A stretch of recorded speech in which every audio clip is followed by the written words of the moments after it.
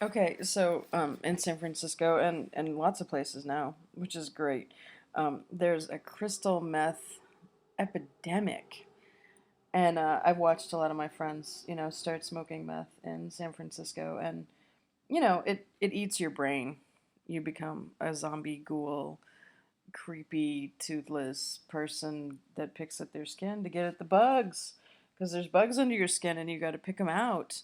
And you got blood under your dried blood under your fingernails, and you look like a zombie. You look like you're looking to eat brains. So, and if you live in San Francisco, if you actually walk more than a city block in San Francisco, you will run into at least one zombie looking, ghoul, creepy looking crystal meth addict. And you will think, oh my God, it is a zombie, and the zombie apocalypse is here, and this person is going to try to eat my brains because that's exactly how they look.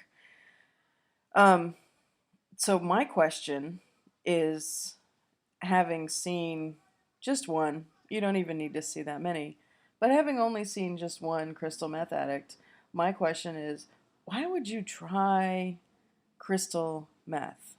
Like, you're at a party and somebody says, hey, I got some crystal meth. Do you want to try it?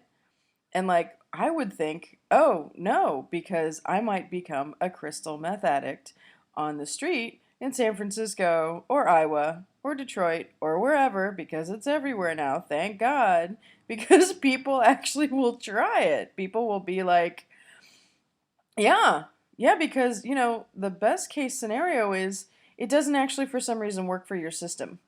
It actually, like, it doesn't even work. Like, for some reason, it doesn't make you high. It doesn't do anything for you. You're able to let it go. It's like crack. Like, why would you try crack? Because if you try crack and, you really like it, you become a crackhead.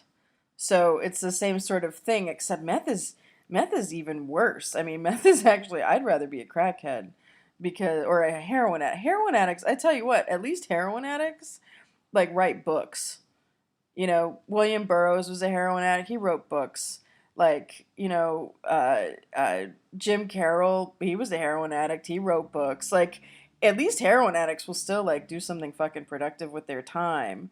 But, crackheads and crystal meth addicts, like, it's over. Like, so my there's all these fun drugs out there you can try. There's shrooms, there's LSD, there's ecstasy. Like, there's some really fun, sort of mind expanding, amazing pot, even pot. Like, well, I mean, I don't know if pot's mind expanding. It's more like mind shrinking. It's more like you want to like sit around and eat Doritos and watch Scooby Doo, but at least you'll feel good. I don't think that people who smoke crystal meth feel good because they don't look good. They don't look like they feel good, and they don't look like they want anyone else to feel good because they make me very uncomfortable for sure. And I know that they know it because sometimes every once in a while they sort of have this cackle laugh, this zombie, ghoulish, creepy cackle laugh, and this face, their teeth go, and every once in a while they sort of pop up like little scary, frightening groundhogs, and try to get money from you, and you can see their reaction to your reaction because you look completely horrified and you jump back and your eyes get big, and then they look like, oh my God, do I look that fucking scary? Like, you kind of have this weird exchange with them. So I don't try crack and don't try crystal meth. I mean, and I'm not anti-drug, but there's just some drugs that you should stay away from. And if you need to know which drugs those are, you know, go for a walk in San Francisco.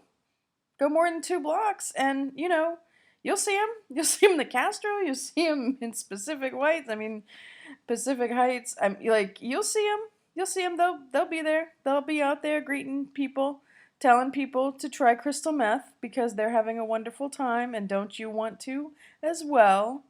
So, and for the record, if you hear about a new drug that is so horrible, like if you're not sure what drugs to try, but you'd like to try drugs, do some research. Like, if you see on the news that there's a drug you can get at all your local gas stations called bath salts, and it makes people get naked and um, start eating other people, while they're still alive on live cameras in the street.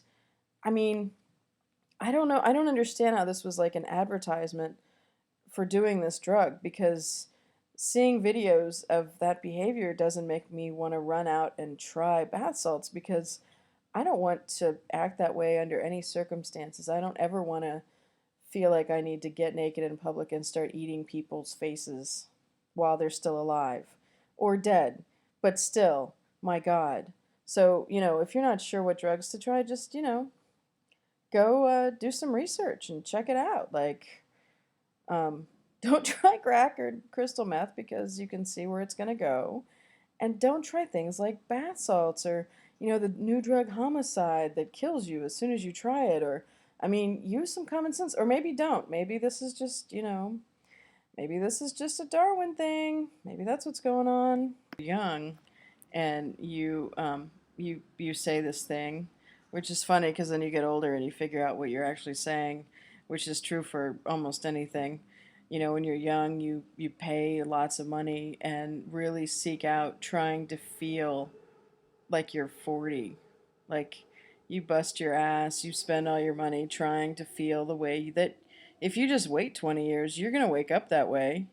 You're going to feel that way. You're going to hallucinate. You're going to feel hungover. You're going to feel bad. You're going to feel weird. You're going to feel like laughing for no reason. You're going to feel like crying for no reason. All the stuff that you pursue as a young person is eventually going to happen to you. So just wait. Just, enjoy being able to stay up all night without any negative ramifications, because at some point in your life, you're going to get a good night's sleep and wake up hungover. You're not going to have had a drop to drink or anything.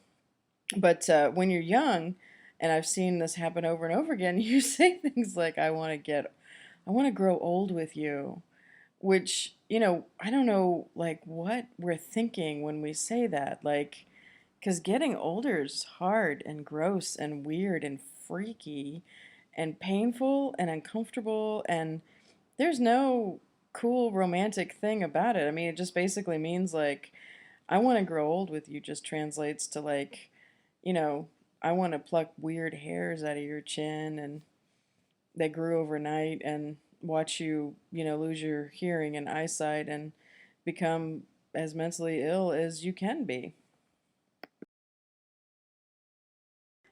Have you ever met a guy in any capacity? He could be a police officer, he could be a, homeless guy, it doesn't matter.